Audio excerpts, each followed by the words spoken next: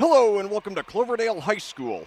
My name is Lec Zorn and I'll be bringing you all the action as your Cascade Lady Cadets challenge the Monrovia Lady Bulldogs in the quarterfinal round of the Cloverdale sectional.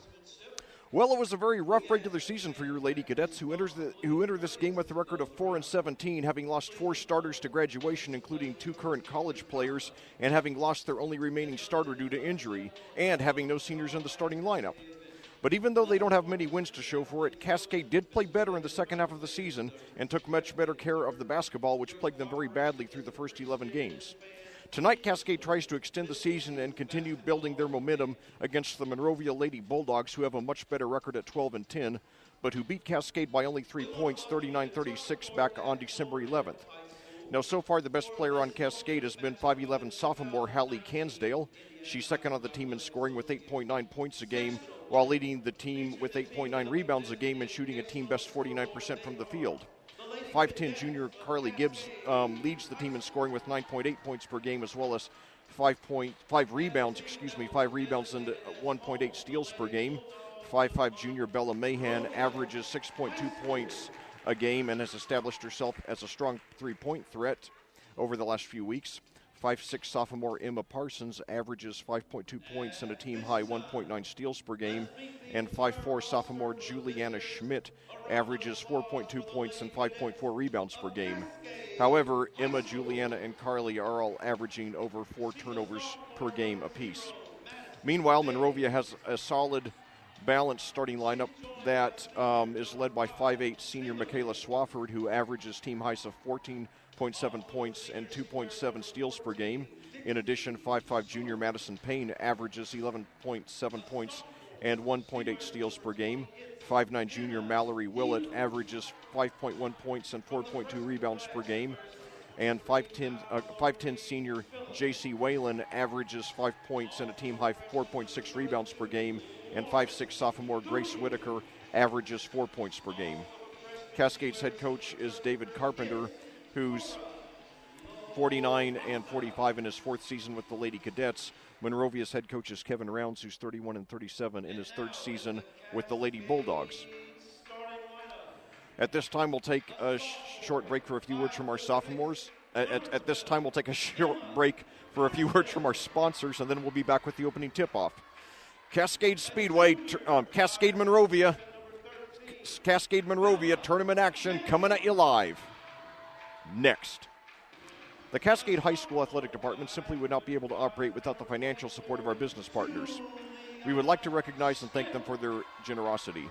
The official health provider to the Cadets, Hendricks Regional Health, Diamond Partners, Bestway Drywall, the North Salem State Bank, Platinum Partners, Allen Irrigation Company, CJ's Pizza, Dunn Insurance Agency, Jill, Eddie, and Bell's Expert Realtors.net, and Global Construction Management, Silver Partners Electric Plus, Bassett Services Heating and Cooling, and Clean Sensation Auto Detail, and Bronze Partner Endeavor Communications. Thank you, business partners. Your support of the student athletes of Cascade High School is greatly appreciated.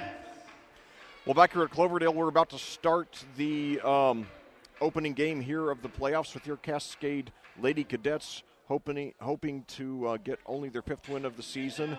And, even though the Lady Cadets have a record of only 4-17, it should be noted that a vast majority of, in fact, exactly 2/3 of their opponents up until this game, 14 of 21, are from higher classes. If Cascade played the typical 2A schedule in the state, they would probably be somewhere in the neighborhood of 500 right now, which is where Monrovia is, just a little over 500 at 12-10. So, even if they lose today, the Bulldogs are assured of their first winning season since their last sectional championship in 2016. And keep in mind, like I said in the first segment, that when these two teams played back on December 11th, when Cascade was just about at the lowest point of the season, the Lady Bulldogs won only by a score of 39-36. It was a game in which it looked like the Lady Bulldogs were going to, have a relatively easy victory.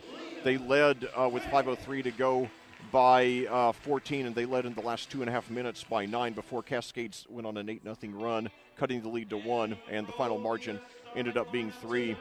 And it should be noted, Carly Gibbs also missed that game because of injury. And not to mention that we were already playing without Taylor Norris, our only returning starter from last season. But anyway, so this year's sectional 44 has the same six teams as it did last season. However, they have rotated the site from Cascade to Cloverdale. Hopefully, it'll be back at Cascade soon. So anyway, but the important thing is that Cascade does get the win, and that we're not too far from home. We are only about a 20-mile drive to the southwest from Cascade. And so anyway, it looks like right now we have somewhere in the neighborhood of about 250 or so fans in this gym. And hold that thought. Right now we've got Hallie Cansdale getting ready to do the opening tip-off against J.C. Whalen. So now here it is, and Cascade controls it. So I'll tell you, this is really interesting venue. And now as Emma Parsons handles the ball, pitches out to Juliana Schmidt, back to Emma at the left perimeter. She now over to Bella for three. No good off the back of the rim. Hallie fights for the rebound, but it is tipped to Grace Whitaker. She's a 5'6" sophomore. So now handling the ball for Monrovia's Madison Payne. She is a 5'5" junior. And now a little miscommunication, but Whitaker grabs the ball, gives it over to Payne. Now over to Michaela Swafford, the MVP of the team, likely to be playing college basketball a year from now. So Payne now over to Whitaker at the left perimeter. And takes it, pitches over to Whalen. So a lot of passing in the early going. And now inside to Whalen, puts it up off the glass. Nice job getting around. Hallie. And a little over a minute into the game, Monrovia scores first. They have a 2-0 lead. It's been a rough season for Cascade, but they have steadily improved. Now down on the baseline to Juliana, and she's hacked there. I believe they're going to get Whalen for a reach in there. So certainly it'll be good if we get the Lady Clovers in foul trouble. We hope this is not the last Cascade game of the season. We know that they're not likely to make a deep tournament run. And there Bella goes for a three there, in and out. And now a rebound, and now a jump ball, possession arrow favors Monrovia. And I cannot, and I'll tell you more about my vantage point a little more later on when we have more of a break in the action. But I'm not at the vantage point I am, when I commentate at Cascade, and I cannot see the possession arrow from my vantage point. So I'm going to have to go by a combination of memory and by the referees. So now Whitaker with the ball. Payne with the ball. Over to Swafford, coming off a pick there. Now inside, and Hallie goes for the steal. It's deflected back to Swafford. And now a baseline jumper, no good. Hallie grabs the rebound, and she's fouled. So two quick fouls there. This one, a very foolish foul there by Mallory Willett. She's a 5'9" sophomore for Monrovia. And now, so already two quick fouls in the first 2:05 against Monrovia. And now Willett sitting down. So Willett already with two fouls. And Ashley Smith, a 5'10" junior, coming into the game now. So now down to Bella on the baseline. She tips it over to Hallie. Puts it up off the glass. No good.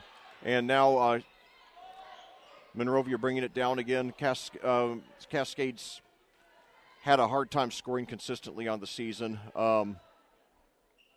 And even though, and now it's a good ball movement, and we got an outside jumper, no good there by Payne.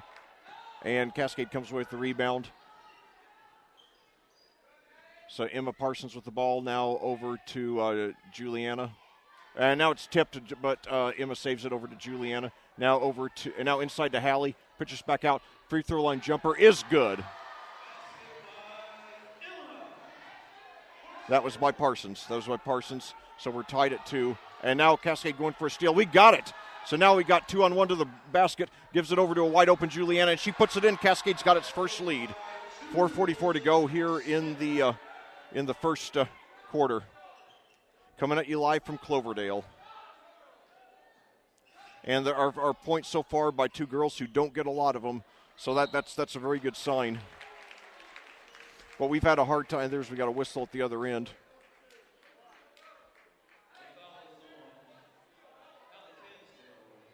That's going to be on Hallie.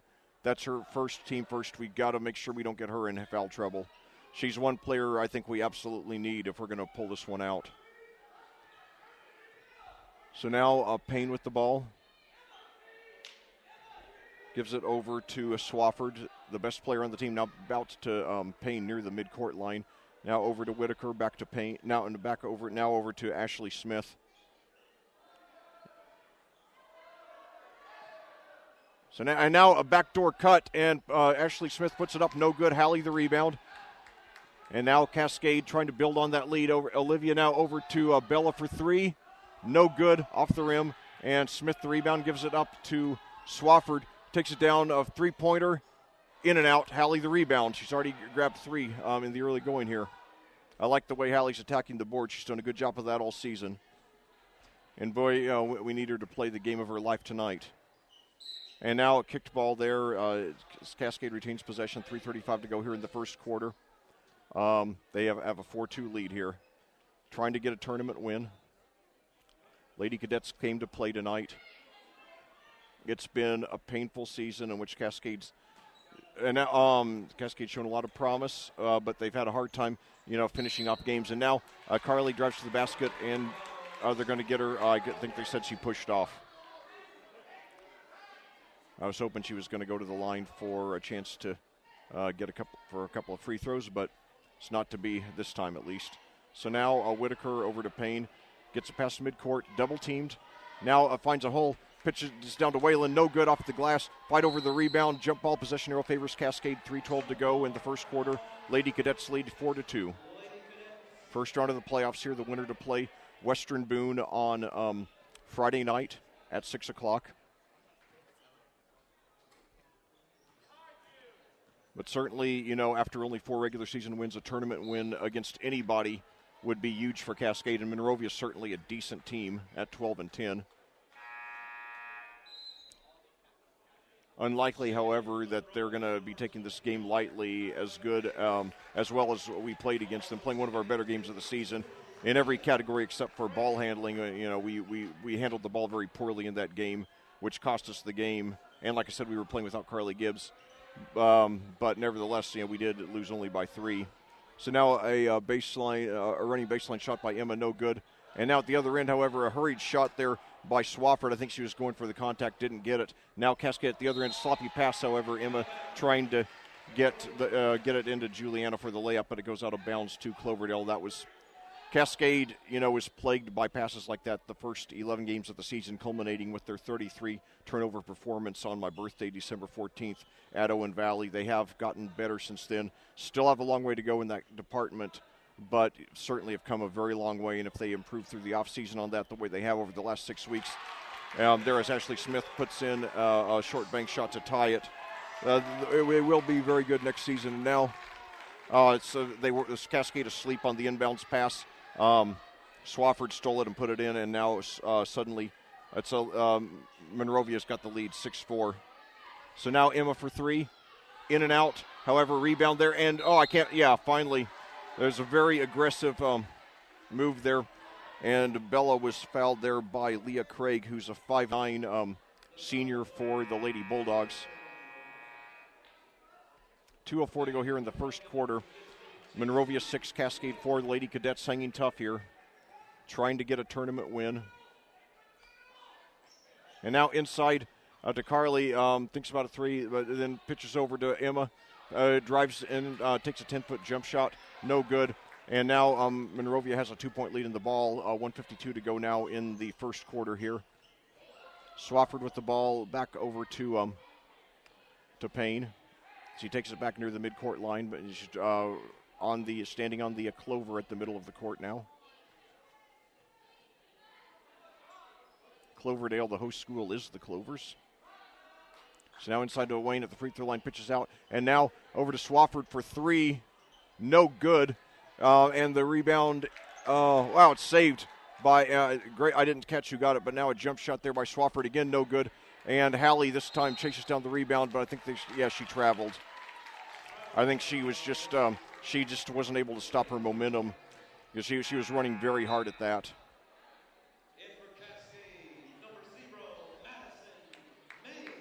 So now Maddie Payne coming in for Emma, 1:17 to go. I believe this is the first substitution of the game for Cascade. Cascade does not have a reserve, averaging as many as 3 points a game. And now a three-pointer there by Swafford.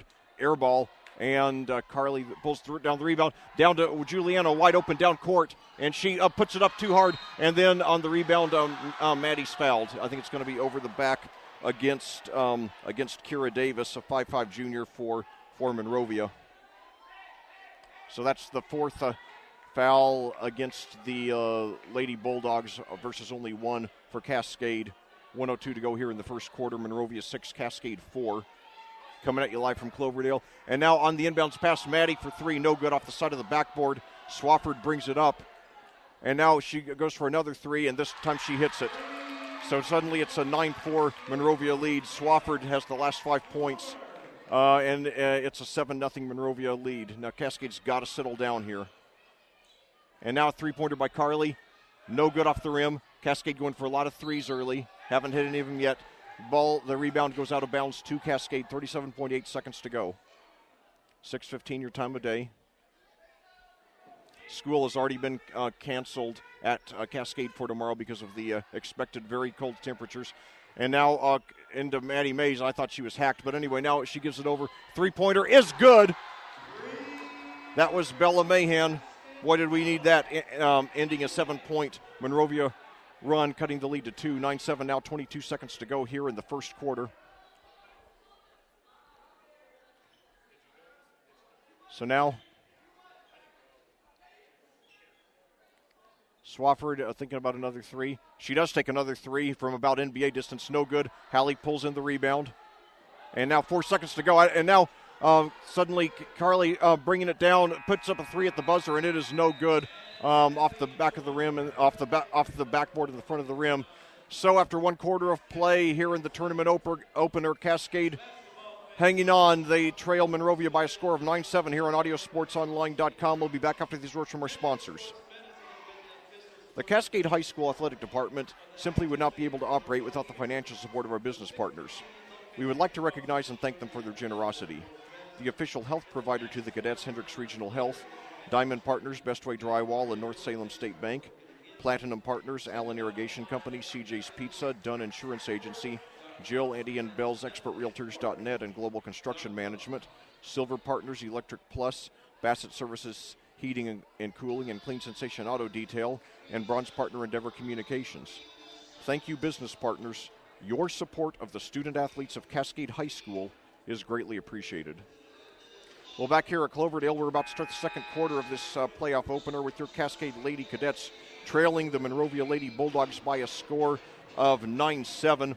It's a game in which Cascade got off to a 4-2 start, but, continued their offensive struggles that have plagued them for much of the season.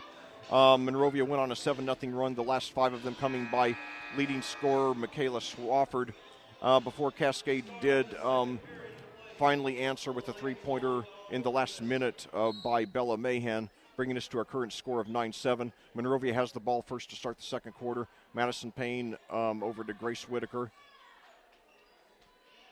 Monrovia already with several substitutions. I believe Cascade's only done one, with Maddie Mace coming in for Emma Parsons. 7:43 to go in the second quarter now. Payne with the ball over to Whitaker at the left perimeter.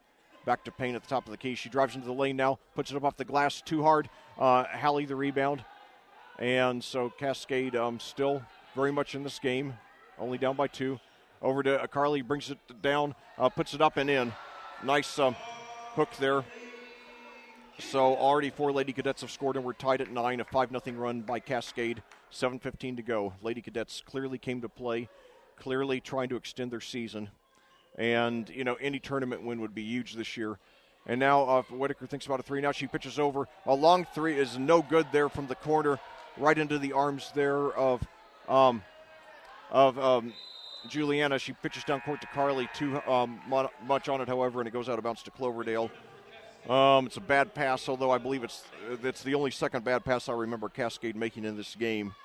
So, certainly we have improved the ball handling a lot. Still have a long way to go, but it is getting there. And like I said, if we improve it throughout the offseason as much as we have over the last 6 weeks, it should be in pretty good shape next year. And I've said all along, once we get the ball handling fixed, everything else is going to fall into place for this unit. And remember, all 5 of these starters coming back next season.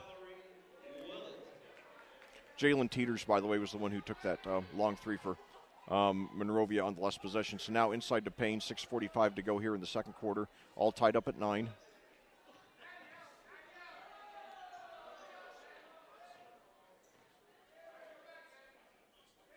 Now cross court, nearly stolen. Swafford, 17-foot jumper. She hits it, and she's fouled.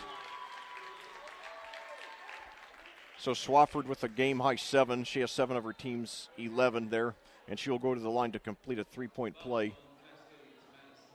It's going to be on Maddie Mays. That's her first, team second. 6:30 to go here in the second quarter. Swafford hits it. She has 8. She had a game-high 13 in the game in which Monrovia beat us 39-36 back on December 11th. So Parsons with the ball now. Over to Bella for 3. She hits it. She banks it in, and we're tied. Bella with 6. Leading the team, and 6:10 to go here in the second quarter. So Cascade, I think we can do this. And now a three-pointer there by Whitaker. She hits it. Whitaker with her. No, yes, it is Whitaker's first. So it's 15-12 now. Now we can't panic here. And now inside there. And now we got Swafford hacked Emma there, so good. Hopefully we can pick up some fouls on Swafford. If we get her on the bench, that the game goes clearly into our favor.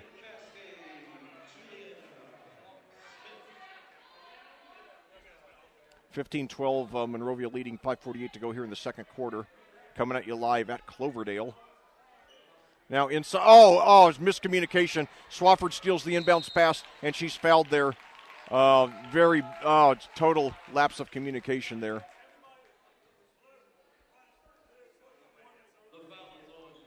Oh, no, what a blunder there, and at a very bad time. Non-shooting foul, the third against Cascade, 5:46 to go here. And now Carly deflects the inbounds pass out of bounds to Cloverdale. Clock stops with 5:45 to go.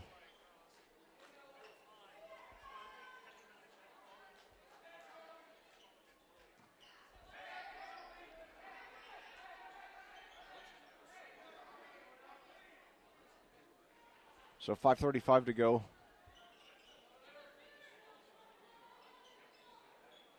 Cross court now to a lot of ball movement here. So Whalen at the left perimeter, now over to Swafford at the top of the key. She dribbles to the left, now pitches over. Jump shot, no good. Emma the rebound, takes it down, gives it to Hallie. Posts up, puts it up the glass, no good. Rebound there by Whalen, gives it up to Swafford. 5:04 to go, and Emma going for the steal from behind, doesn't get it, but now Swafford puts it up in the paint, no good. Hallie pitches it in there to Carly, who brings it down past midcourt, and now miscommunication, stolen by Swafford. She drives now one-on-one against Carly, puts it up the glass and hits it. Cascade getting a little sloppy with the ball handling again. Swafford already with 10 of the 17 for Cloverdale. Now down inside to Hallie. She posts up there on Whalen, pitches out to Carly, fakes a three, now over to Juliana, drives into the lane, and we got a foul. 4:30 to go here in the second quarter. Cascade starting to get a little sloppy. Now that they're down by 5, which is as many as they've trailed by in this game, they've got to stay composed, because two or three more. And now inside to Carly, and they caught Cloverdale asleep there on defense. So Carly with 4 points, cutting the lead to 3. Boy, did we ever need that. But yeah, 2 or 3 bad passes by Cascade, and we could be down by double figures. So now Whitaker with the ball over to Swafford now. And now a three-pointer there is good. She swished it. That was Payne with her first. And now we got a much-needed timeout as Cloverdale takes a game-high 6-point lead with 4:06 to go here in the second quarter. All 5 Cloverdale scorers, all 5 Cloverdale starters have scored now. 4 of the 5 have for Cascade. It's a 20-14 Monrovia lead. And I do apologize, by the way, if I ever accidentally refer to Monrovia as Cloverdale. It's very easy because we're at Cloverdale. But, yeah, this Cloverdale is the host school. Lady Clovers aren't playing tonight. Later on tonight in the other quarterfinal, we've got a cross-county matchup with North Putnam versus South Putnam. The winner of this Cascade Monrovia game will play Western Boone on Friday at 6, and then the winner of the North Putnam-South Putnam game will play the host school, Cloverdale, at 7:30 on Friday. Cloverdale ranked number 8 in the state in Class 2A, featuring one of the top inside players in the state in Tori Combs. And now we got a foul there, number 12 fouling number 12. That is Payne fouling Parsons. So that does put Cascade in the bonus. So the Lady Cadets now going to the free throw line for the first time tonight. And I think we're going to have to hit our free throws tonight. So come on, Emma, do this for us. She does after 2 or 3 bounces. It wasn't pretty, but I will take it. Cutting the lead to 5. Monrovia with 7 fouls. Cascade only 3. Hopefully the Lady Bulldogs will get in foul trouble. She misses the second one. Emma with 3 now on the game. 20-15 the score. Monrovia with the ball and the lead. Payne with the ball now. 3:44 to go here in the second quarter. Cascade still in striking distance. We've got to take care of the basketball, though. And now inside. And so Whalen lays it in. She has 4 now, and it's a game-high 7-point lead for Monrovia.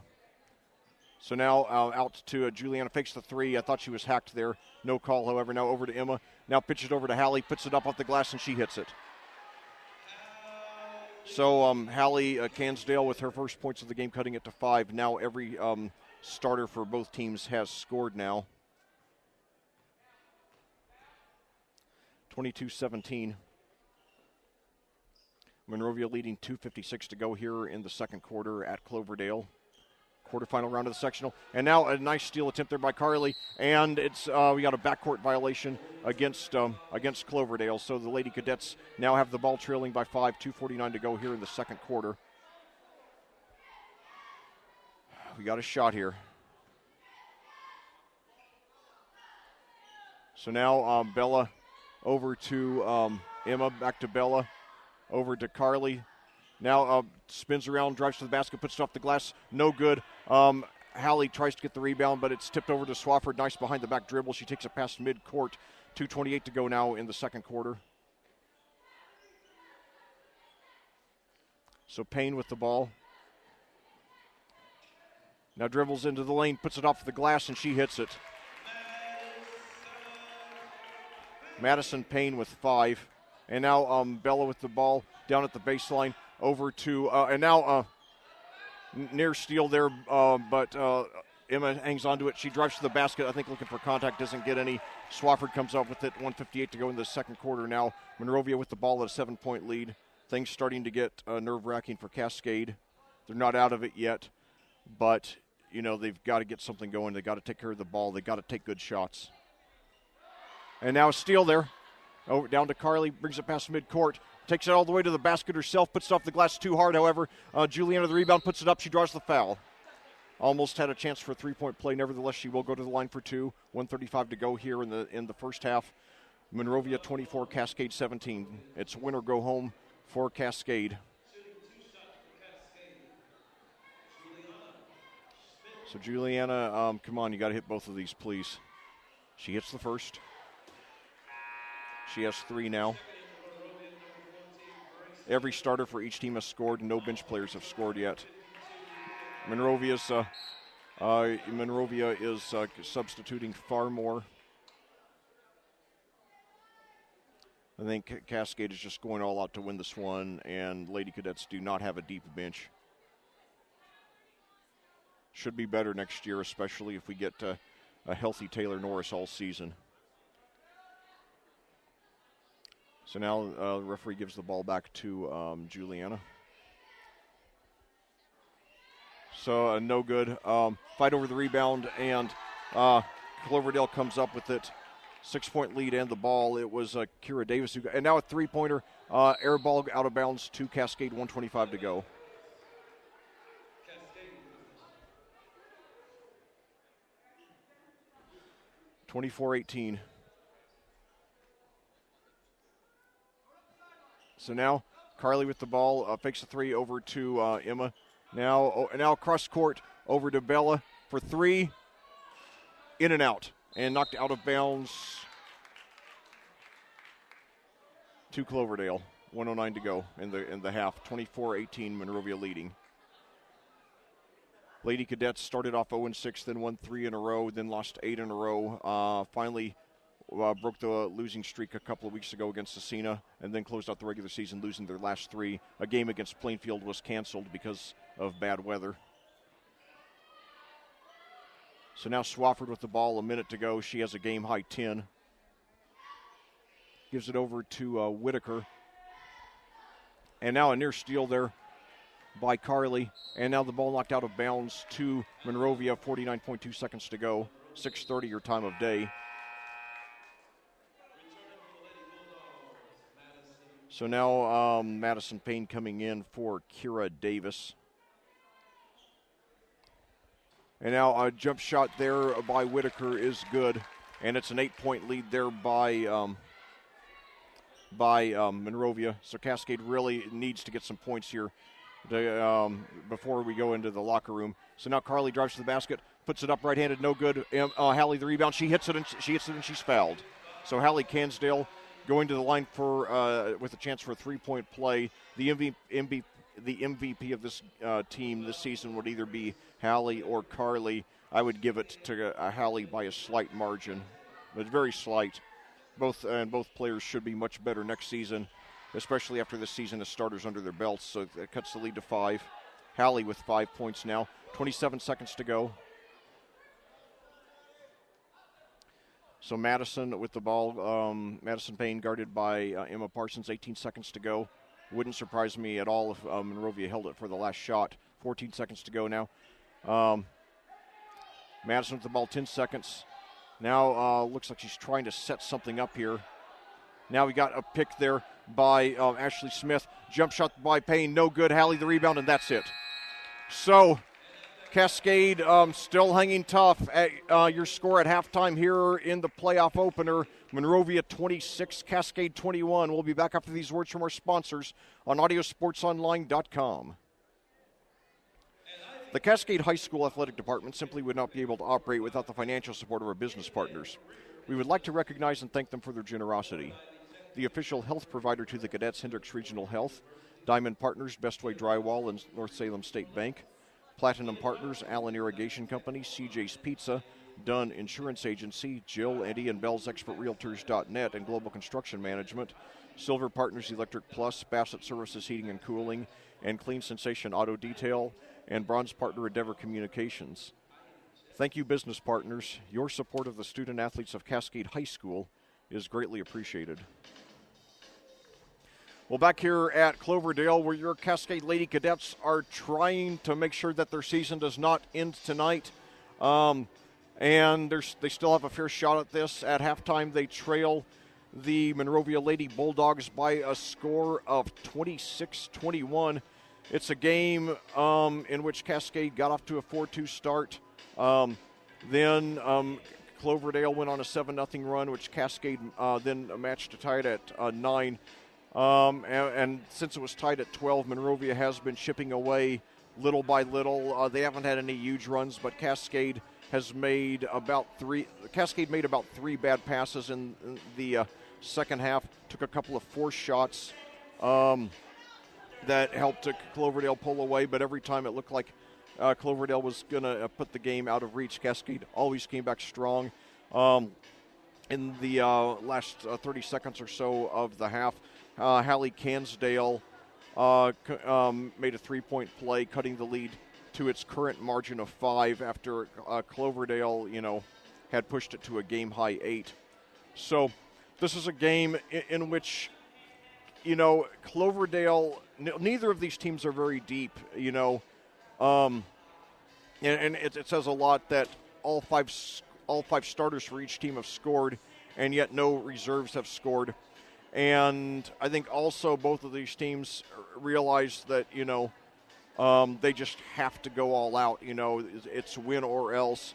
And, you win this game tonight, you got 2 days to rest. You can rest tomorrow and Saturday, or tomorrow and Thursday to get ready for Western Boone on Friday. And John Harrell's website actually lists Western Boone as the favorite to win this sectional, even though Cloverdale is the only ranked team in this sectional. The host, Lady Clovers, ranked number 8 in the state in Class 2A. And meanwhile, Monrovia entering the Western Boone entering the sectional with a solid but unspectacular 14-9 record, but having played, a tougher schedule. And also, it should be noted that Western Boone is very much on the borderline of being in Class 3A. In fact, the Stars are in 3A in boys basketball. So probably one or two more students would put the Lady Stars over the edge as well. And this is a reclassification year, so maybe that's how it'll be for next year. And but anyway, before I forget, let's look at the individual scoring. First of all, for Cascade, it has been balanced.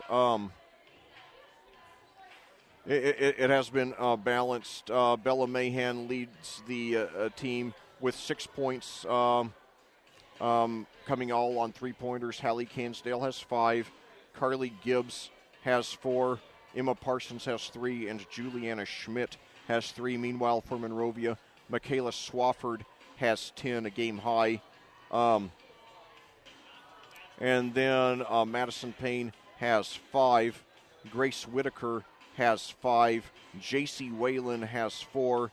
And Ashley Smith has 2. And I apologize, Ashley Smith is a reserve. So, yeah, so one reserve has scored a field goal in this game. So, disregard my statement. I was almost true that no reserves had scored in this game. Nevertheless, these are two teams that are not very deep, and that's par for the course in Class 2A. Cascade and Cascade's enrollment is about 460. Cloverdale, I don't know exactly, but if they're obviously in Class 2A, it's obviously not too much more. But anyway, I think if Cascade, if they get more shots to fall, if they don't take any forced shots and don't make any unforced errors in the second half, I think they got a good shot to come back and win this one. Swafford does have 10 points, but she's worked hard for him. Her shooting has not been that good. I mean, she has 10 points, but she's taken a lot of shots to get them. I don't have the field goal numbers in front of me. But, if she struggles to hit her shots in the second half and, we get our offense in stride, if Hallie gets a lot of points on the inside, Bella hits a few threes, and then we get some unexpected contributions from, other players offensively, I think we're going to have a very good shot to do this. Going back to that game on December 11th when Monrovia beat us 39-36, only 3 players. Basically, it was a three-woman game for Monrovia. Swafford led the way with 13. Whitaker had 9. Swafford had 13. Whitaker had 10, and Payne had 9, accounting for 32 of their 39 points. So, this game is very winnable for us. And again, while Monrovia does have a much better record, Cascade has played an unusually tough schedule. And I would venture to say that if Cascade had played the schedule that Monrovia has, we'd probably have a record somewhere in the neighborhood of what Monrovia does. The lady you're looking at the Lady Bulldog schedule. They've played pretty much an average Class 2A schedule. And also they've played a few 1A teams, whereas Cascade hasn't played any. So, and in the regular season, Cascade played 7 of their 21 opponents, regular season opponents. Only 7 were in our Class 2A, and then we had 4 all the way from Class 4A, and then 10 from Class 3A. So certainly, you have to dig beyond the record. I mean, it might not be much consolation, but Cascade is probably the best 4-17 team in the state. And, Athletic Director Scott Stevens told me personally, Cascade's schedule's, tough to make the team better. And it does pay off. There's a method to the madness. And, you don't have to look any further to see that than all the Catholic schools in football who, Cathedral the most extreme example, but a lot of others too, who have very modest, sometimes even losing regular season records and yet win state championships. And, Cascade's going to be playing a couple of those Catholic schools in football in just a few months as the Cadets enter Indiana Crossroads Conference play next season, moving from the Western Indiana Conference, which is a good conference. But, but the ICC is a great conference, maybe the best mid to lower division conference in the state. We've got at least 3 recent state football champions there in that conference with Cardinal Ritter, Cecina, and Monrovia. And, of course, we've been playing Monrovia in recent years as a non-conference opponent in many sports, and now they're going to become a conference opponent next season. So, anyway, really excited about that move, and really excited about some of the heavyweights I'm going to be commentating in football for the first time, especially Cardinal Ritter, who play their games at the beautiful stadium there at Marian University on the west side of Indianapolis, home of the 2-time NAIA national champion Marian University Knights. So anyway, we're really, regardless of the struggles that Cascade has had this season in boys and girls basketball, there is a lot to look forward to in the future. And, of course, there's a second half to look forward to today, and Cascade's still with a shot to get this tournament win here, which would be huge. And certainly it would be another sign that the Lady Cadets are moving up in the world, and that this 4-17 record, even with all the mitigating circumstances, 4-17 is still, it's a fluke. Cascade, like in the last 8 seasons before this one, had 6 winning seasons, and the other 2 they finished only 1 game under 500. So this is not. Don't get accustomed to 4-17, because we're not going to have. It could be easily another 10 or 20 years before we have another season like this. It was just so many things lined up against us this year.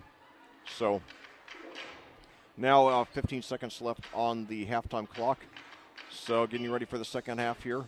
Cascade will get the ball first, so hopefully we will start chipping into that lead. Any field goal will make it a one-possession game. So let's go, girls. You can do it. I believe in you. The crowd's starting to fill up here. We should have probably somewhere in the neighborhood, despite the frigid temperatures, we should have somewhere in the neighborhood of probably 600-700 fans here before the night is through between these 4 schools here, even though this is a Tuesday night. Now a 3-pointer to start off. Yes, that's good. Bella Mahan cuts it to 2. She has a team-high 9. Cutting the lead to 2, 7:40 to go here in the third quarter. We're in this one. Swafford with the ball, guarded by Schmidt, coming off a pick there by Whalen. Now pitches out there to Willett. And now Willett with the ball over to Swafford. Changes her direction now over to Whalen. Now a near steal there, but gets it down there to Payne, drives to the baseline, and she's fouled by Emma with 7:13 to go. Let's see if it counts if it's called a shooting foul or not. Yes, it is. 7:13 to go. Monrovia 26, Cascade 24. Madison Payne going to the free throw line for 2.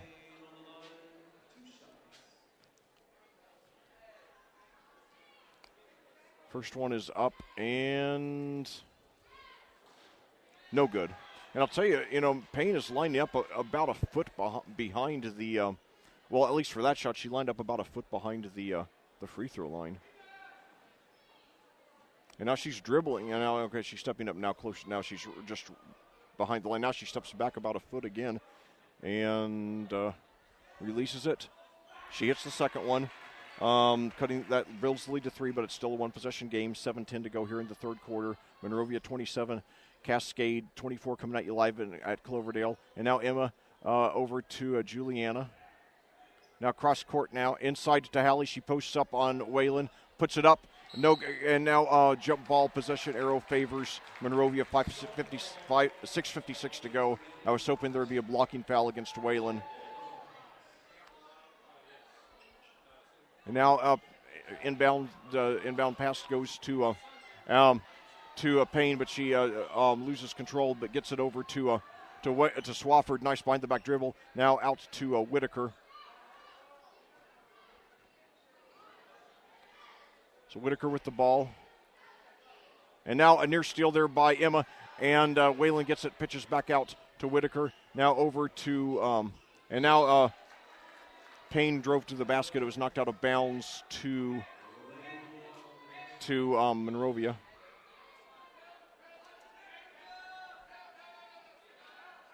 Now inside there and now we got a near steal there. And yes, Cascade came away with it. Bella came away with it, pitched it over to Emma. Now over to Bella, back to Emma. To Juliana. 6:10 to go now in the third quarter. Cascade trailing by 3. Now back to Emma at the left perimeter. Now all the way across court, and now down to Carly. Cross court over to Emma. Now she drives into the lane, puts it up. No good. Fight over the rebound, and Monrovia comes away with it. Swafford on the other end drives the baseline, gives it over to Waylon. A nice block there by Bella. And now over to Swafford now. Now inside to Waylon, posts up on Hallie. Now pitches over to Willett, who lays it in for her first points. Mallory Willett pushing the lead back up to 5, where it was at the halftime. Now over to Juliana. Pitches over to Carly, to Emma. Drives the baseline. Inside to Hallie. Posts up, puts it off the glass. No good. And now Hallie gets the rebound, puts it up, and she's fouled. 5:10 to go. 5:10 to go in the third quarter. Cascade trailing Monrovia by 5.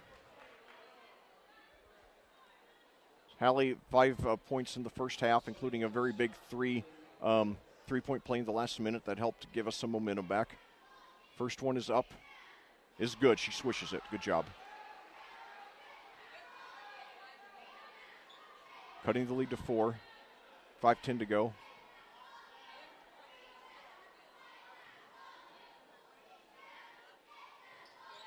She hit it after a few bounces. So Hallie's hit all 3 from the line tonight. She has 7, cuts the lead to 3. Swafford with the ball. And now spinning around, pitches over to Whitaker.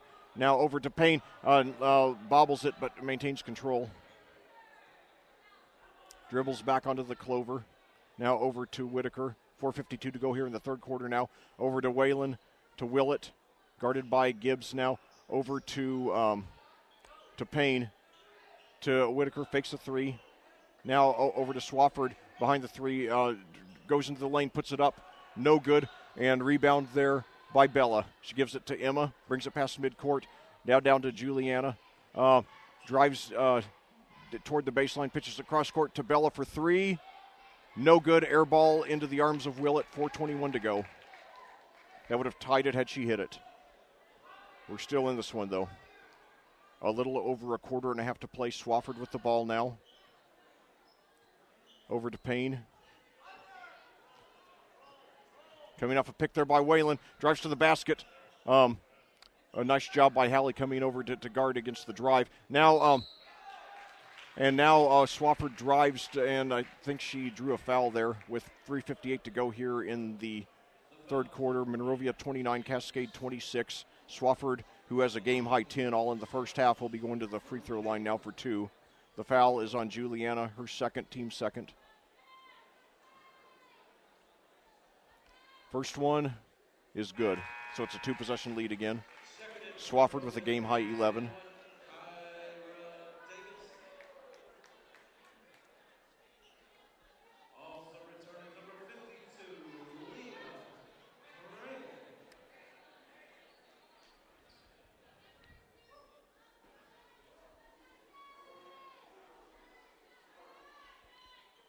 Second one, no good off the back of the rim. Carly the rebound. So Emma with the ball now, 3:53. Over to Juliana, wide open, puts up a 3. She hit it, yes! And it cuts the lead to 1. Juliana Schmidt with 6, all on 3s. We're still in this one, down by only 1, 3:40 to go here in the third quarter. So now Payne, free throw line jumper, no good. And Juliana pulls down the rebound. And now I think she was fouled by Swafford. If so, that was a foolish foul.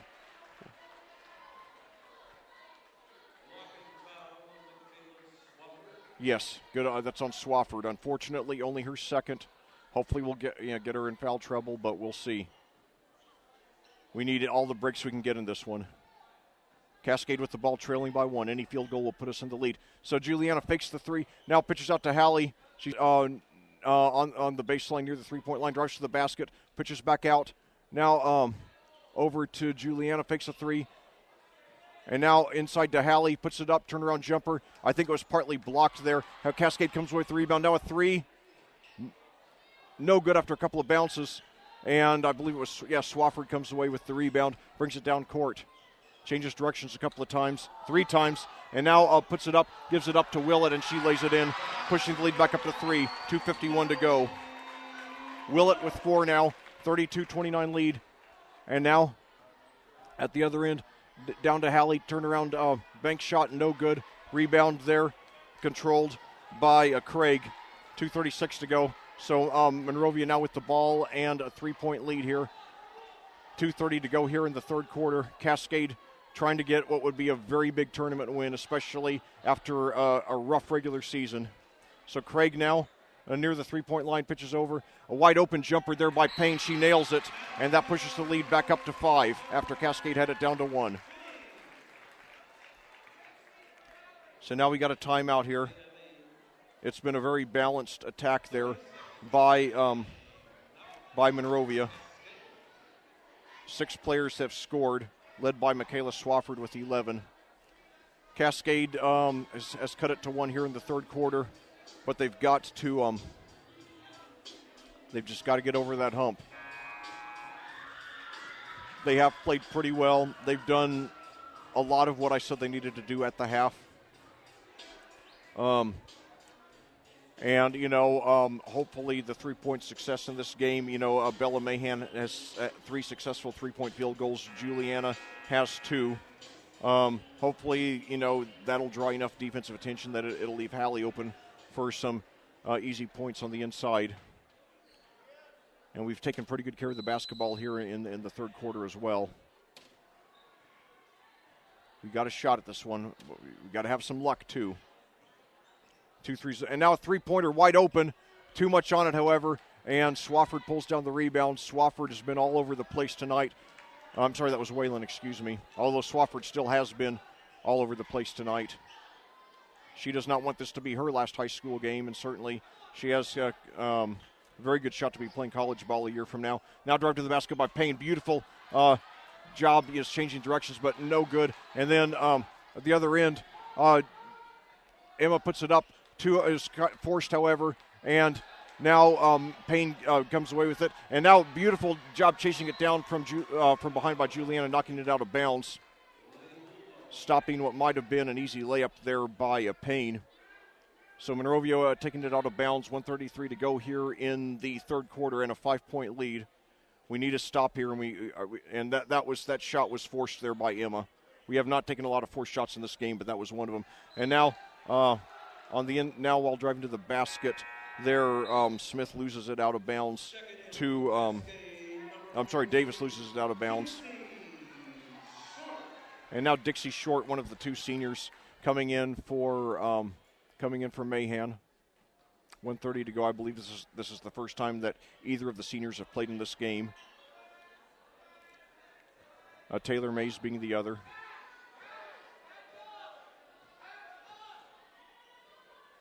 So now, Craig with the ball, and she travels. All right. We got to take advantage of that. So Carly, inbound the ball. And now Swafford coming back in for Davis here with 1:16 to go here in the third quarter. Monrovia 34, Cascade 29. Lady Cadets trying to extend their season and set up a date with Western Boone on Friday. So Schmidt over to, and now inside there to Carly. Takes it, now pitches back out for jump shot, no good, and knocked out of bounds. Oh, I thought it went off of, Teeters. Apparently it went off of Halley, 59.7 seconds to go. We've got to, get a stop here. If we go down by 3 possessions, I think we're in trouble. 47 seconds to go now in the quarter. Cascade showing some urgency on defense. I think, and now Cloverdale nearly, and now it's knocked out of bounds to Monrovia. Excuse me, Monrovia. We're at Cloverdale playing Monrovia. This is the Cloverdale sectional. This is a very young Cascade team. No senior starters. Lost 7 seniors from last season, including 4 full-time starters, and the other starter, the one who returned, Taylor Norris, playing only 2 games this season. And now a jump shot there, no good. No good by Payne. Carly comes with the rebound, gives it to Emma. Emma brings it now over to Carly, fakes a 3. Now dribbles, pitches over to Schmidt. Now over to Carly, drives the basket, finds a hole, puts it up off the glass, no good. Halley gets the rebound, puts it up, no good. Craig with the rebound, 5 seconds to go. And now Swafford brings it down, 2 seconds, 1 from midcourt. Almost hit it, but fortunately didn't. So Cascade, 8 minutes to make up 5 points and save the season. After 3 quarters of play here at Cloverdale, your score, Monrovia 34, Cascade 29. We'll be back with the thrilling conclusion after these words from our sponsors on audiosportsonline.com. The Cascade High School Athletic Department simply would not be able to operate without the financial support of our business partners. We would like to recognize and thank them for their generosity.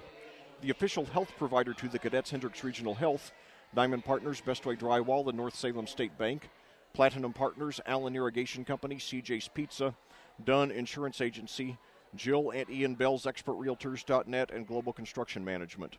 Silver Partners Electric Plus, Bassett Services Heating and Cooling, and Clean Sensation Auto Detail, and Bronze Partner Endeavor Communications. Thank you, business partners. Your support of the student athletes of Cascade High School is greatly appreciated. Well, back here at Cloverdale, where your Cascade Lady Cadets are possibly down to their last 8 minutes of the season. They trailed the Monrovia Lady Bulldogs by a score of 34-29.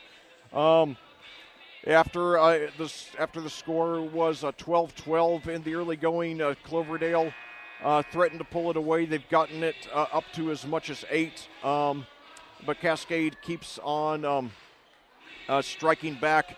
They pulled it within 1 in the third quarter, but never got over the hump, and now the lead is at 5. The Lady Cadets played almost a mistake-free third quarter, and if they do so here in the fourth quarter, especially if their shots start to fall a little more, and Cloverdale goes cold and gets in some foul trouble, we really got a shot at this. So now a beautiful drive to the basket by Carly, gets between a couple of defenders and cuts it to 3, so it's a one-possession game. Again, Carly with 6. 7:38 to go here in the fourth quarter. Nice behind-the-back dribble by Michaela, but doesn't shake off Juliana.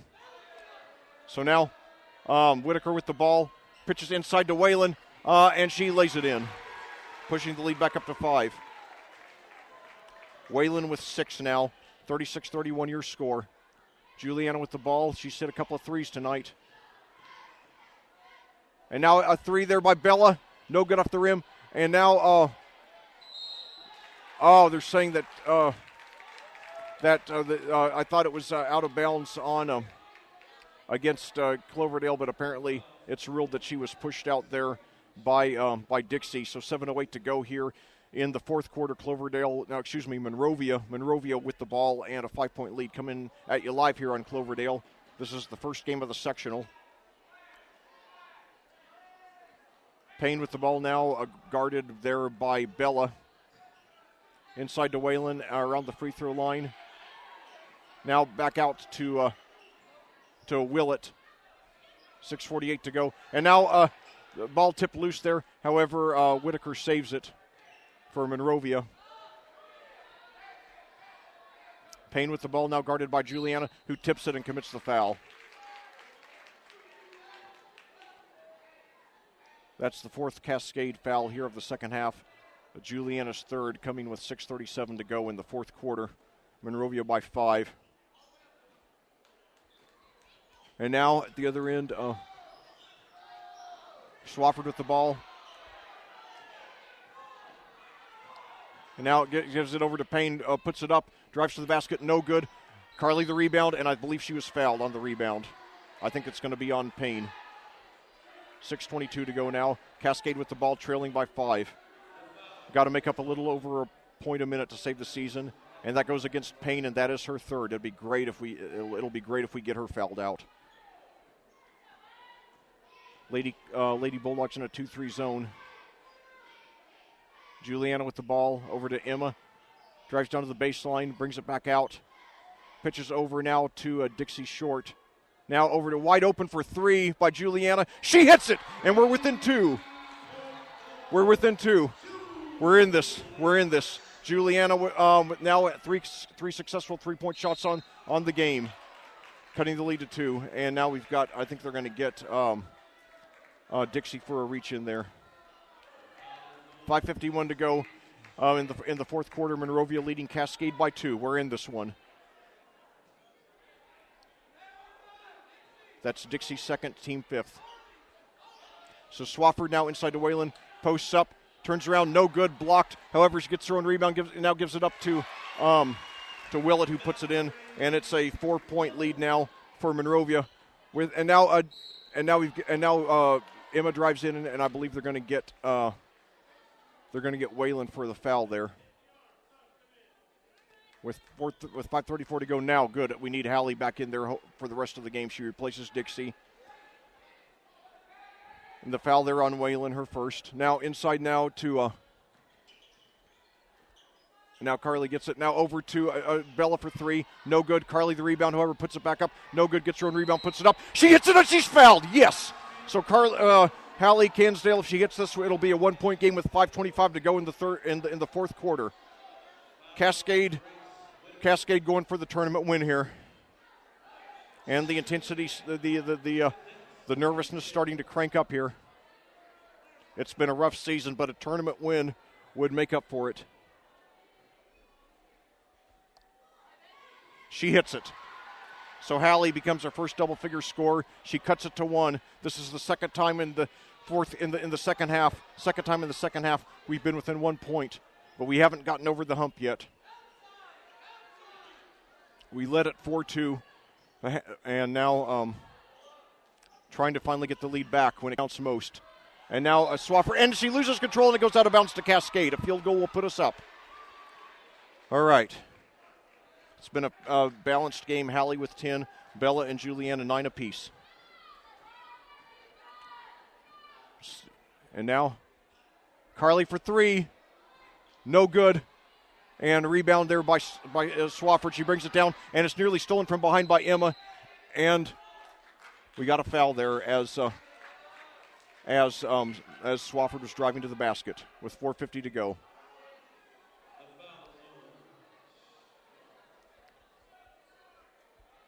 Fouls on Dixie, her third, team 6th. So one more, and Monrovia's in the bonus. Now over to a wide open 3 by Swafford. No good, however. I'm sorry, that was by Whitaker. And now Emma brings it up for Cascade. So Michaela Swafford playing very tough defense now. Cascade with the ball trailing by 1. Beautiful spin move by Carly. Pitches out to Juliana over in the corner for 3. in and out, and the rebound by Willett. And now pitches down the court to Payne. Drives to the basket, puts it up, and I think she was fouled by Hallie with 4:20 to go.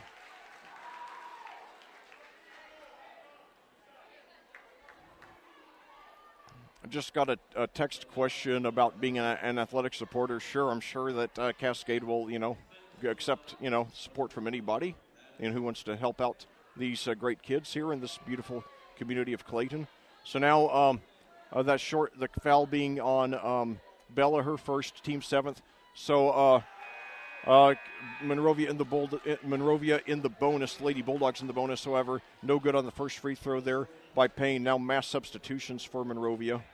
So even if she hits this one, it's only a 2-point lead with 4:20 to go. Cascade very much in this one.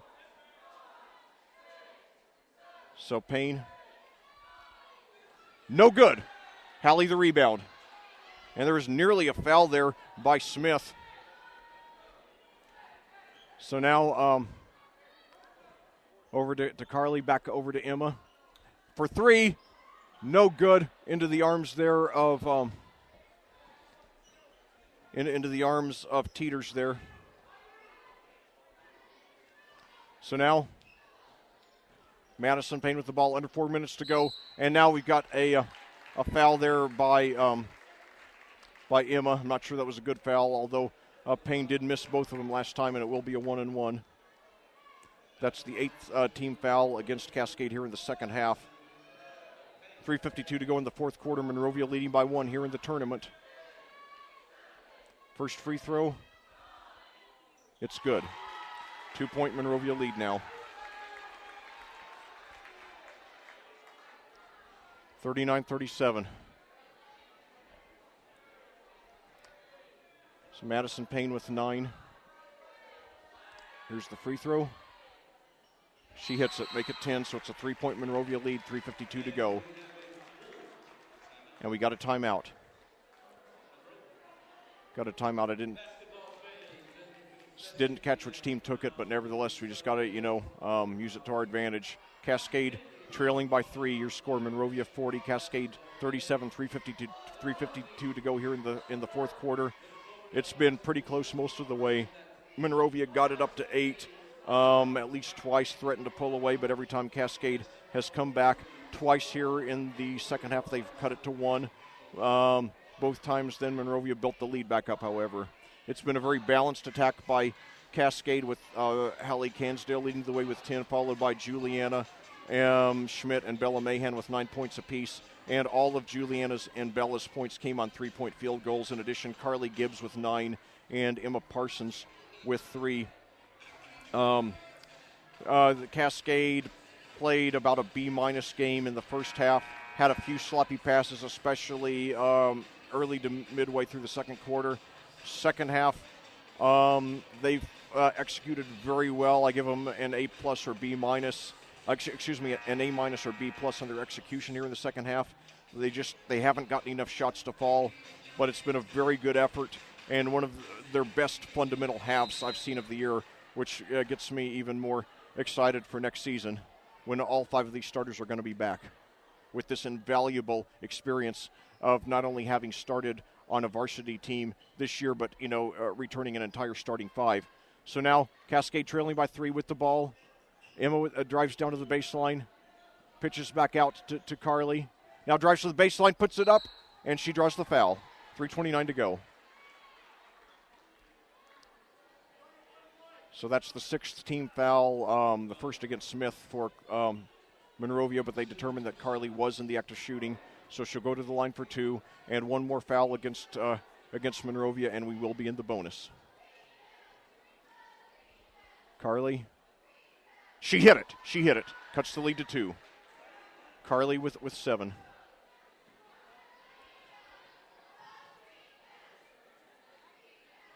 A little too hard that time. And so it's a 2-point Monrovia lead. They have the ball, 3:24 to go. And now it drives to the baseline there by Swafford. Pitches out to Willett. And it's a steal there by Juliana. Yes. Trailing by 2. We've got the ball now. A 3-pointer by Bella. No good. Rebound there, and she puts it up. And okay, she's going to the line. She almost had a chance to get a three-point play. Nevertheless, Carly Gibbs, if she hits both of these, will be tied with 3:07 to go. Please, Carly, I beg you. The best I ever remember Carly playing was in that Cecina win 2 weeks ago. That's our only win. That's our only win since. And the first one, by the way, is good. Cuts the lead to 1. If she hits this, we're tied with 3:07 to go. But anyway,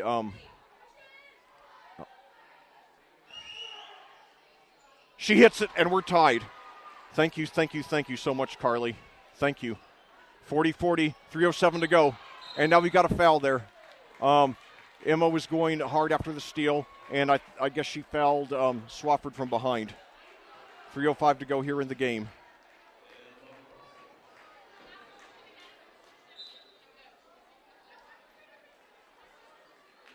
So now Willett and Teeter sit down now for Monrovia.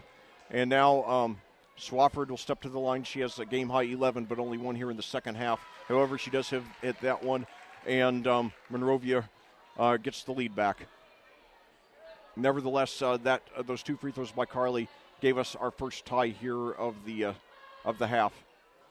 She hit them both. She has 13 now. So now, Cascade, 3 minutes to go, down by 2.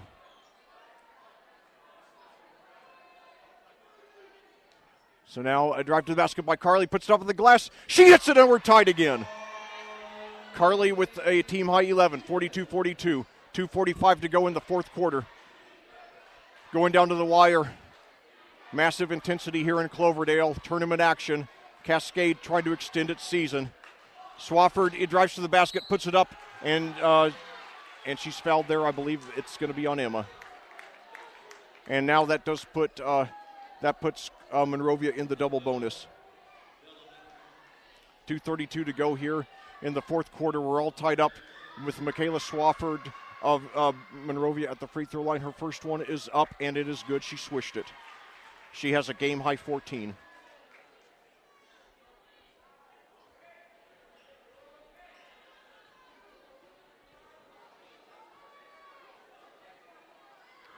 Second one is good. Swafford with 15 now.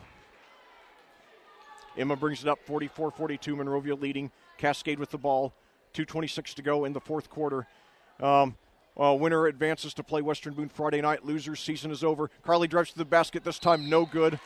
I think this foul was a little bit forced that time. She took it left-handed. I think we should have worked for a better shot. And now we've got a foul there. And Whitaker is going to the free throw line. Now, if she hits both of these, we're in trouble, because then with 2:18 to go, it's a multiple possession lead there for. And the first one is good. So Cascade's tied it twice, but since then, 3 consecutive free throws by Monrovia. And she hit that one too, so they got a multiple possession lead back. Whitaker with 7 now. Come on, girls, we need something quick. And now a force. But it's off. That's ruled to be off of Swafford. So Cascade does retain possession. It looked to me like a hurried forced pass, but Cascade got a break there. We still got the ball. 2:13 to go, down by 4. Trying to extend our season at least one more game. So Parsons with the ball now. Now for Bella for 3. No good. And now 1:58 to go. We're going to have to get a stop here soon. We don't need a foul immediately, but we got to play good defense. We can't afford to just let them milk 20, 30 seconds off the clock. And now a good steal attempt there by Emma.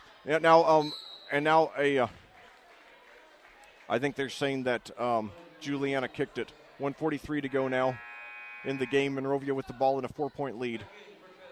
Cascade trying to save its season. We've tied it twice here in the fourth quarter at 40 and at 42. Since then, however, 4 consecutive free throws by the Lady Bulldogs. And now inside to Willett. Now over to Swafford, drives into the lane, and now it's stolen. It's stolen by Carly. All right. We've got to get some points quickly. It's a 2-possession game. So Juliana over to Carly, drives to the basket, puts it up. Too hard, however. Callie gets it and she's fouled. So Hallie will go to the free throw line.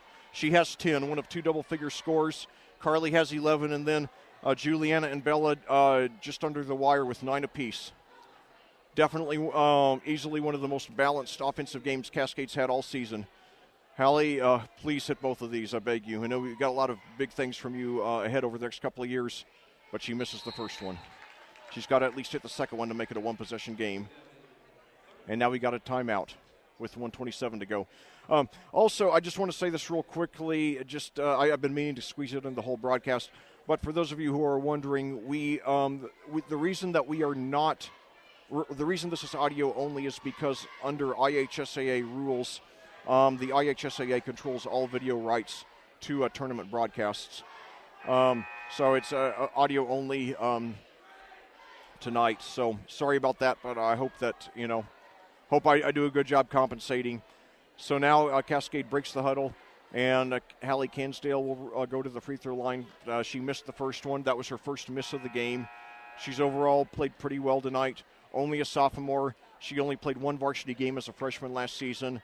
Now was forced into the starting lineup this season after losing 7 seniors to graduation last season. On her second one, in and out. However, fight over the rebound. Let's see what the call is. It's okay. It's out of bounds to Monrovia. So Cascade starting to, and now Carly goes to the bench here. And now a very tough time getting it inbounds. They finally do. Payne brings it past midcourt, 1:22 to go. And now she drives the baseline, puts it up off the glass, and she draws the foul.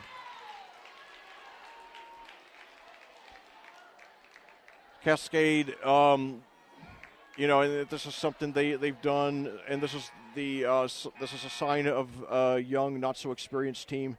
They've worn down, and now Hallie coming in for Emma here. But it's a sign of a young, not so experienced team when you often wear down late in games. That could be what's happening now. Cascade now down by 4 with 1:19 to go, and Madison Payne going for 2 shots for Monrovia. The first one is up, and it is no good. So we got a little bit of a break there. What I didn't want to happen is for her to hit both of them, and then we're in the position of having to get a couple of threes. With Monrovia obviously geared to stop it. So now Maddie coming in. Bella coming in for Maddie.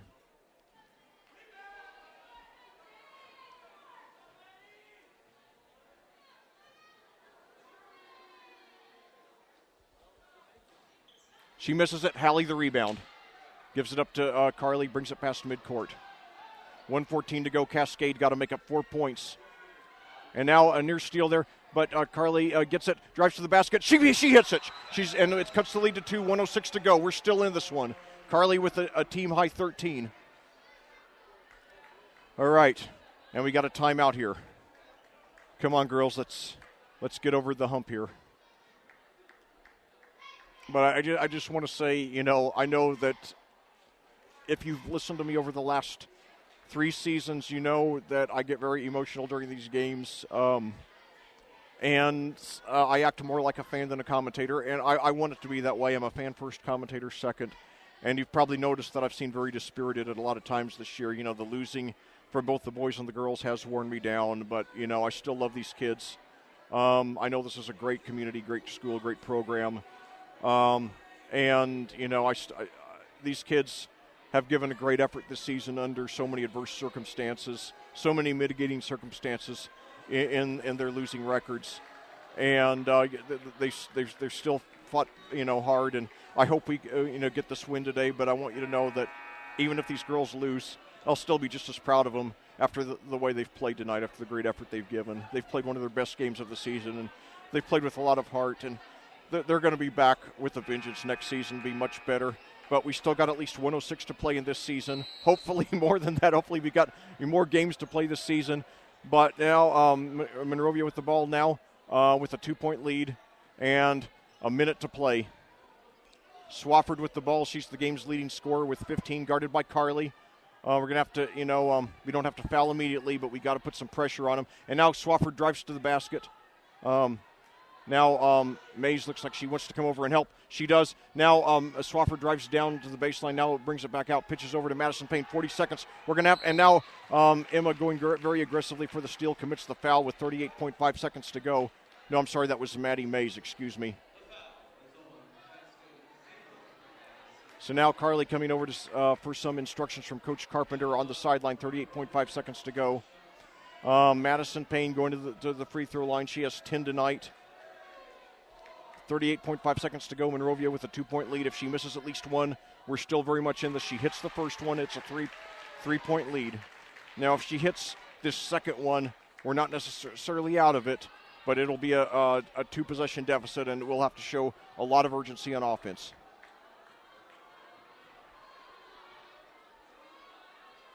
Second one. No good. Hallie the rebound. So now Carly brings it up, and now kicked ball.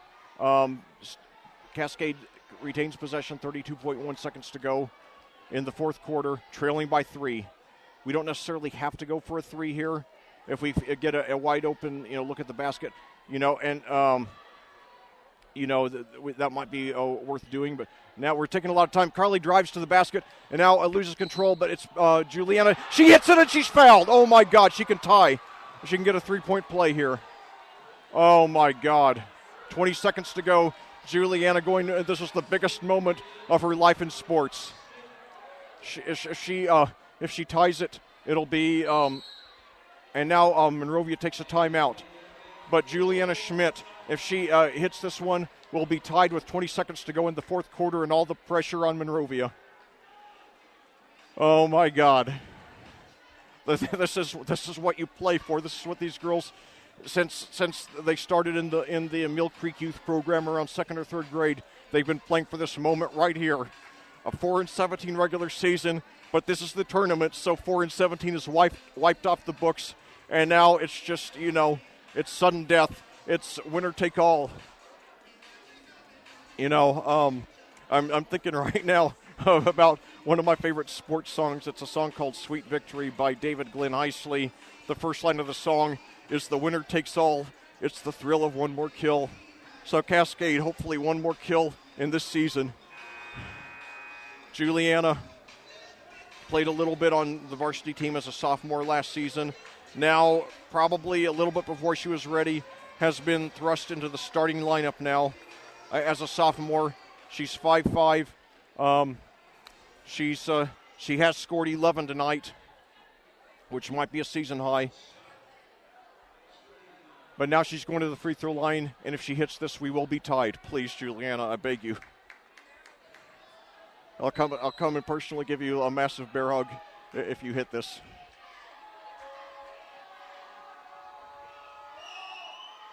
She hit it and we're tied. Yes. So 12 for Juliana. Oh, my God. So Swafford to inbound. She gets it into Whalen. She gives it up to Payne. Drives to the basket. Puts it up. She hits it and she's fouled. 15.6 seconds to go. So Monrovia gets the ball back. 3 ties now here in the Cascades tied it 3 times in the fourth quarter but never gotten the lead. And now Payne just clapped her hands very aggressively about 7 or 8 times. She has 13 now. Even if she hits this, we can tie with a 3. It would be better if she missed it, though, so we have more options. So Payne on the free throw. It's good. So we got to get a 3 now. So 14 seconds to go. Juliana brings it up, gives it over to Carly. Spins around, pitches back out. Now over to Bella for 6. We got to get something going. A 3-pointer by Carly, no good. And now we got to hurry. And now we don't get it. And Monrovia wins. Oh, heartbreak. Cascade didn't quite get it. The 3-pointer went awry. And we didn't get the rebound in time to get the shot off. Heartbreak for Cascade Lady Cadets. Valiant effort. And for the second time this season, they lose by 3 to Monrovia. Lady Cadets in the season with a record of 4-18. So my heart breaks for these poor girls. But what a bright future they have as we're going to bring back all 5 starters next season. And I just want you to know, I wouldn't be Before we go to the last commercial break, I just want you to know I love these girls, and I'm just as proud of them now as I would have been if they lost. They had played maybe their best game of the season tonight. They had the chance. They came back from behind 3 times in the fourth quarter to tie it, and they missed a three-pointer in the final seconds. That would have sent it into overtime. So now at this time we're going to take a final break for some words from our sponsors, and then we'll be back with a recap and a look ahead to next season here on audiosportsonline.com. The Cascade High School Athletic Department simply would not be able to operate without the financial support of our business partners. We would like to recognize and thank them for their generosity. The official health provider to the cadets, Hendricks Regional Health, Diamond Partners, Bestway Drywall, and North Salem State Bank, Platinum Partners, Allen Irrigation Company, CJ's Pizza, Dunn Insurance Agency, Jill and Ian Bell's ExpertRealtors.net, and Global Construction Management, Silver Partners, Bassett Services Heating and Cooling, and Clean Sensation Auto Detail, and Bronze Partner Endeavor Communications. Thank you, business partners. Your support of the student athletes of Cascade High School is greatly appreciated. Well, back here at Cloverdale for a final time tonight, and sadly a final time this season where your Cascade Lady Cadets have played maybe their best game of the season, but unfortunately fell 1 3-point shot short, and their season ends with a 50-47 loss to the Monrovia Lady Bulldogs. It's a game in which after the score was 12-12 early on, Monrovia threatened to pull away several times, getting the lead to as much as 8. Cascade clawed their way back, cut it to 1 in the third quarter, and then in the fourth, then tied the score 3 times at 40, 42, and 47 in the fourth quarter, the last time coming on an improbable 3-point play by Juliana Schmidt. However, Madison Payne on the ensuing possession, and by the way, there were 20 seconds left when Juliana hit that 3-point play, but Madison Payne countered with a 3-point play of her own with 15.6 seconds to go, and Cascade had a 3-point shot. They waited about, I think, 3 or 4 seconds too long to take a shot. I believe it was Carly who took it from the left perimeter, and the long rebound, by the time I believe it was Dixie Short who grabbed the long rebound, she grabbed it, or I believe she had her hands on it when the horn sounded. So Cascade falls just a little bit short, but what a great effort it was for a team that didn't have a senior starter, only went 4-17 during the regular season, comes back, nearly gets a tournament win against a team that entered with a record of 12-10 and has been one of the better programs here in Class 2A here in this decade. I'll look at the individual scoring. First of all, for Cascade, Carly Gibbs led the way with 13, followed by Juliana Schmidt with 12, Hallie Cansdale with 10, Bella Mahan with 9, and Emma Parsons with 3. And, very often when the top 4 scorers have 13, 12, 10, and 9, or somewhere in that neighborhood, I point out that when you have that kind of balance on your top 4, you're going to win most of the time. Unfortunately, tonight, this was one of those 2% nights for Cascade, but Monrovia did have very good balance of their own. I look at the individual scoring for the Lady Bulldogs. Michaela Swafford, in the senior star for the Lady Bulldogs, extends her season for at least one game before going off to college ball. She had 15, followed by Madison Payne with 14, including that three-pointer that was the difference with 15.6 seconds to go in the game. And then beyond that,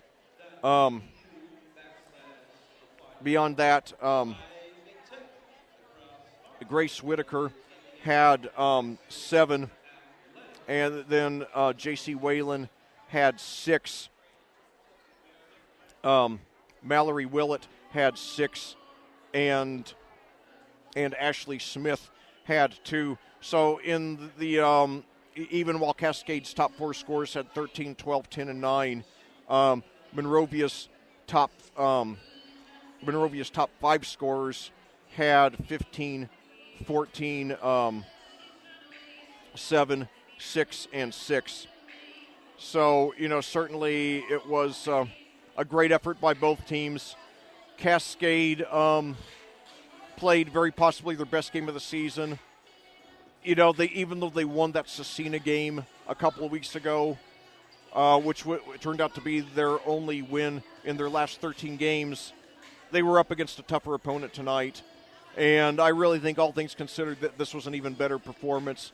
I would give the Lady Cadets a B+ for their performance tonight. I'd give them a B, maybe at worst a B- in ball handling. And keep in mind, I would have given them a D or even an F in some of their early games in ball handling. So, certainly the way that the Lady Cadets finished the season is strong. If you just look at the record 4-18, it doesn't sound good. But when you consider everything that these girls were up against this season, 2 years ago, Cascade had probably the best team in school history. They went 17-6 with 4 seniors and 7 juniors. Last year they had 7 seniors. Well, 2 years ago they were 17-6, and ranked in the top 10 most, if not all, of the season. Ranked as high as number 5. Had a stunning upset loss to South Putnam in our first in our first playoff game, the sectional semifinal out at Cascade. I just think we just showed up unprepared. I think we were overconfident and unprepared for South Putnam having a much different game plan than when we had beaten them by 22 in the regular season. Last year, with our 7 seniors, returning the juniors from 2 years ago, we weren't nearly as good at 12-13, but we still got to the sectional championship game, lost by 9 to South Putnam. This year, we weren't starting quite from scratch, but not that far from it. I remember saying in the post-game show a year ago that we would probably win about 7 games this year, and I warned you that didn't mean that the program is faltering. It meant that it was going to be an off year because of all the heavy losses, and we were going to be playing a lot of largely inexperienced players. Now, we only won 4 games, but keep in mind, I didn't anticipate that Taylor Norris our only returning starter, would play in only 2 games. So, obviously losing her hurt. And we had about 4 games this year that we really should have won. So, and keep in mind again, 14 of our 22 opponents were from higher classes. If we had played the typical 2A schedule, we would have been somewhere in the neighborhood probably of 500 this year. So we were much better than our record, and we had a mountain of mitigating circumstances on top of that, losing 4 players 2 years ago, 7 players last year. And I forgot to mention, 4 of those 11 players are now playing college basketball, which is extremely rare for a school of under 500 students. And it's a great testament to how good the Cascade program is at developing talent. So these girls, they took it on the chin, and it was really, there were a couple of other factors involved that I didn't mention. A lot of these girls, it would have been nice to get them some varsity minutes last season, but we had very little room for that because of the 7 seniors, including the 4 full-time starters, 2 of whom are now playing collegiately. But at the same time, because of the lack of experience they had and being thrown into the fire this year, it was a tougher adjustment for them than it ordinarily would have been, especially considering the tough schedule that Cascade plays. But next year, because these girls were thrown into that fire, they're going to be a lot better because of that. And then because of the outstanding chemistry they're going to have because of the pretty rare circumstance of a high school team having the same starting 5 2 years in a row, I mean, that's going to be invaluable, and especially if we get Taylor Norris back and healthy for a whole season. And I for a point of reference, let's look at the football team. In the 2017 season, which was our first season covering Cascade football and AudioSportsOnline.com, it was mainly a sophomore-dominated team. We started 17, and we returned 17 starters from that team last year. And of those 17, probably 13 or 14 of them should not have been starting for a high school varsity team in 2017, but because they did, and then, had that experience, and then we had the chemistry of returning so many, largely returning the whole starting lineup, we were much better last season in football. We only won 2 more games, overall, but the team was much better. If you watched the Cascade between the 2 seasons, they made a world of improvement. And than they will again this coming season, barring major injuries. The record might not show it because we're going to play a much tougher schedule moving into the ICC, but the football team's going to be a lot better, and the basketball team's going to be a lot better soon. A lot better. The girls' basketball team is going to be a lot better as well.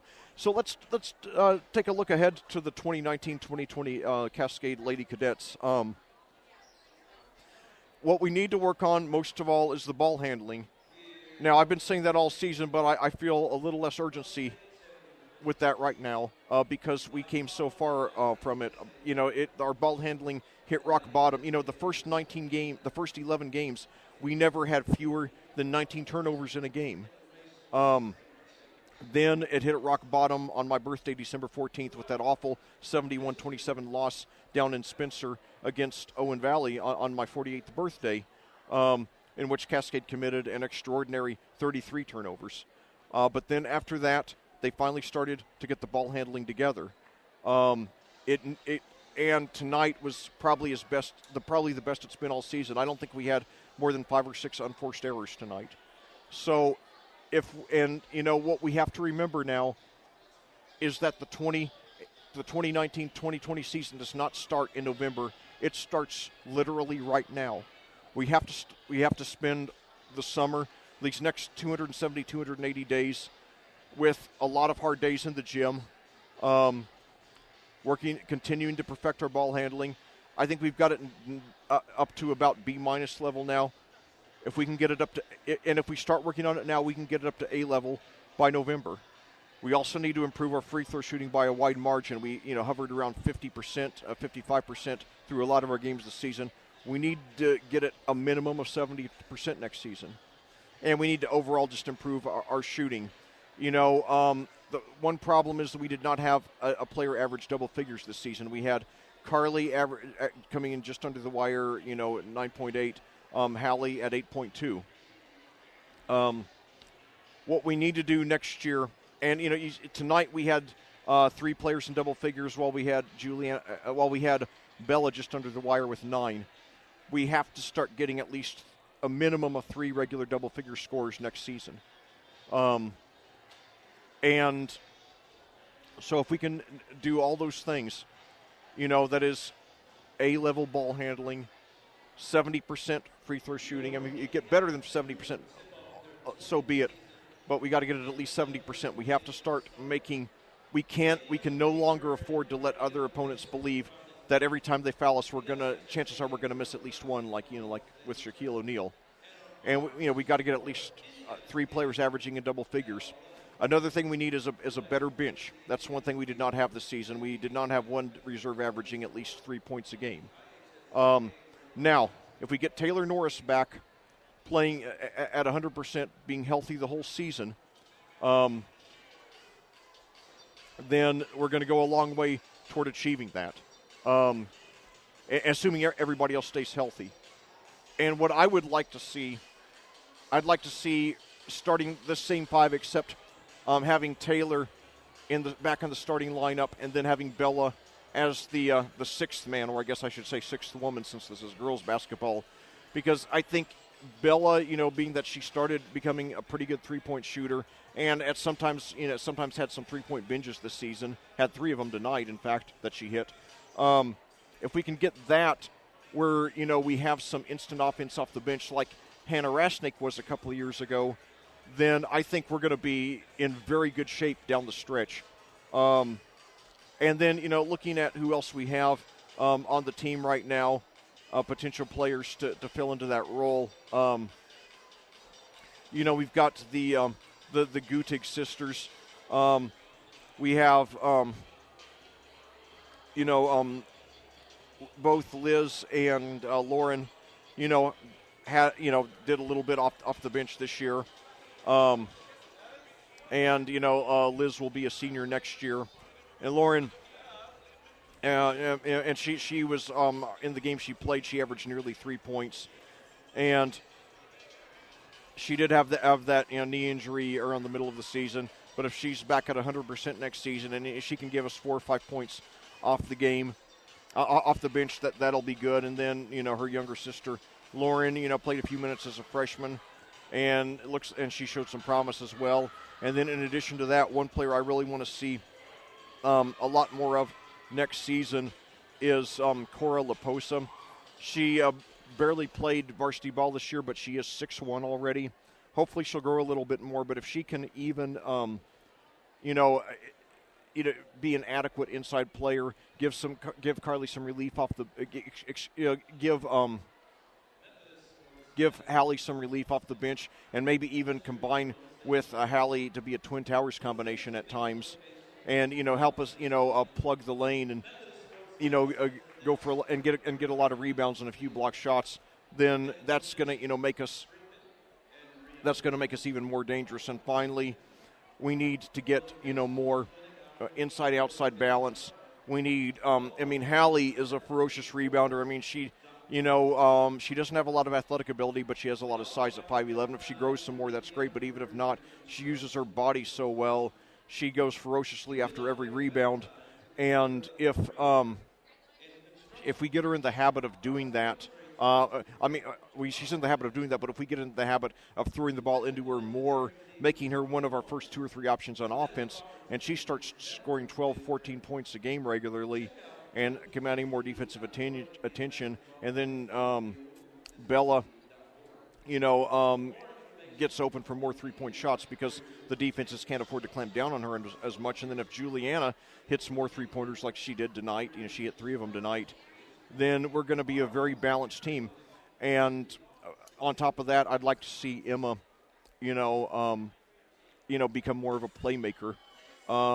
She's not a great offensive player, but if she can start getting 4 or 5 assists a game and keeping her turnovers around 3 a game, if she can have even a 1.5 to 1 or better yet 2 to 1 assist turnover ratio, then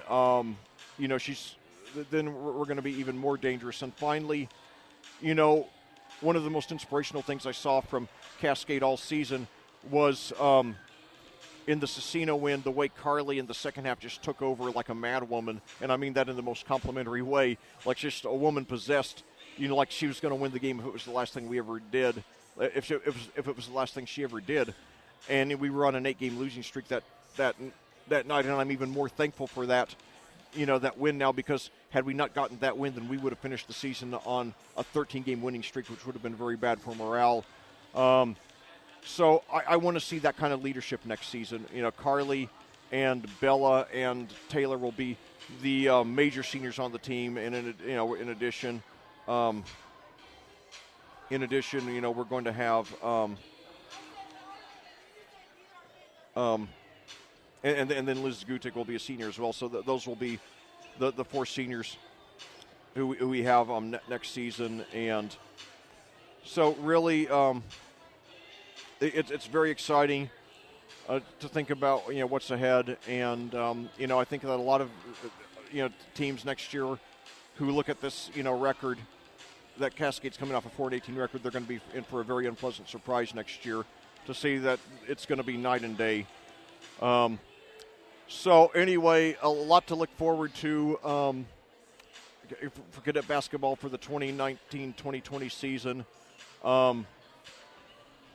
And, I'm just really proud of these girls for the way they played tonight, to come in with only 4 wins, almost all but about 4 of them being by double figures, and yet playing with so much heart tonight and nearly pulling it out at the end. So, there were a lot of games, a lot of broadcasts this year I didn't listen. In the past years I've listened to almost all of my broadcasts, both for fun and then just to, analyze my commentary to figure out what I'm doing well, what I'm not doing well, what I can improve on. And a lot of the games I didn't listen to this year because I was so dispirited and depressed because of losing so badly and so often. But I'm going to drive home tonight. Unlike a lot of the games this year, I'm going to drive home with my head up. And I wish we could start next season right now, but we're all going to be fired up, ready to go in 9 months, and looking forward to a banner season. I think we're going to move back above 500. And, Cloverdale, even, though they do have Tori Gibbs, that's the only senior they lose. So if Cloverdale isn't our sectional, they're going to be a handful, but we're going to be a handful too. And I think especially in 2 years, with Hallie and Juliana and Emma, all being in their third year of starting together, I think, we're going to be very possibly back in the top 10. A lot depends on how hard these girls work, but if they work as hard in the off season as they did during the season to improve, then, the Cascade Lady Cadets are going to be back with a vengeance in the 2019-2020 season. And I also want to remind you that while this is our last girls basketball broadcast of the season, it's not our last broadcast overall. We've still got the last 3 boys home games ahead of us, starting Thursday night against Bethesda Christian, then a week from Friday against Eminence, and 2 weeks from Friday on Senior Day against Western Boone, and then however many playoff games they play. And though Cascade is only, I believe, 3-14 right now on the boys' side, they're playing in a sectional with no particularly strong teams, so it's going to be very wide open, and any of the 6 teams is going to have a realistic shot to win it. So don't count the boys' team out either. And they're also going to be they're also going to be a lot better next year, but I think the girls even to a greater extent, because the boys are going to be hit a little harder by graduation, especially losing Benson Walker. And then, of course, we got also, don't forget, we got baseball and softball coming up in the spring. We did 7 baseball and 3 softball games last season. Looking forward to doing that again. And then we got football, of course, coming up in starting August 23rd, which is going to be very exciting. Cascade should have one of their best football teams ever next season and should be a strong sectional contender. We're going to open the season at home against one of our new ICC rivals, Triton Central, on Friday, August 23rd. Very psyched for that one already in less than 7 months now. And then, looking forward to being back with, a full slate of boys and girls basketball games. So it's a lot to look forward to. But first things first, we got the boys' game at home against Bethesda Christian on Thursday night, and hope you all will get out there for that one. But before I sign off for the season, I want to give the last word to the seniors. We only had 2 seniors on this team. Neither one of them started. We had Dixie Short and Taylor Mays. Dixie was one of our top 2 or 3 players off the bench. Taylor barely played at all, but that doesn't mean that they were unimportant players. There were no unimportant players. When you even get on a high school team at all, a high school varsity team, that means you've been laboring for 6, 7, 8 years in youth basketball. You've attended thousands of practices. You've spent thousands of hours practicing on your own time, and showed tremendous dedication, even sticking with it. When you don't play a lot, and very often, even players on the bench are good players. It's just that there are better players ahead of them, but still, very often those bench players contribute to the team in ways that most fans don't even realize by playing against the starters in practice and helping make them better. My uncle Bob Wishman was a reserve on Milan's boys basketball state championship team back in 1954, and he didn't play in the championship game. But Bobby Plump, the star in that on that team, I met him one time at his restaurant, Plump Slash Shot, up in the Broad Ripple section of Indianapolis. And Bobby told me that guys like my uncle contributed a lot to the state championship team because they practiced really hard against the starters and made them better. And that was the case with Taylor and Maddie as well. And we wish them all the best in their futures. Maddie is moving on to attend Franklin College and major in elementary education. Well, sure, she will be joining another ex-Lady Cadet who's also majoring there at Franklin in elementary education, Bailey Walker, who's now a sophomore for the women's basketball team. And then that's Maddie Mays going to Franklin, and then Dixie Short. I'm sorry, Taylor Mays going to Franklin. Excuse me. Maddie Mays is coming back for another 2 years. Taylor Mays is going to Franklin and majoring in elementary education, and then Dixie Short going down to Oakland City College down in southern Indiana, where she will be playing both golf and volleyball and majoring in secondary education. So it's great that after getting their education at Cascade that both Taylor and Dixie wants to make education their careers, and and same with Bailey. So, it's great that these fine young ladies are going to be, teaching our youth in just a few years. So, anyway, a lot to look forward to, for the future of Cascade basketball. It's time for me to sign off now and drive home, but I'm going to do so with my head up. Looking forward to next season and a lot better, a much better record.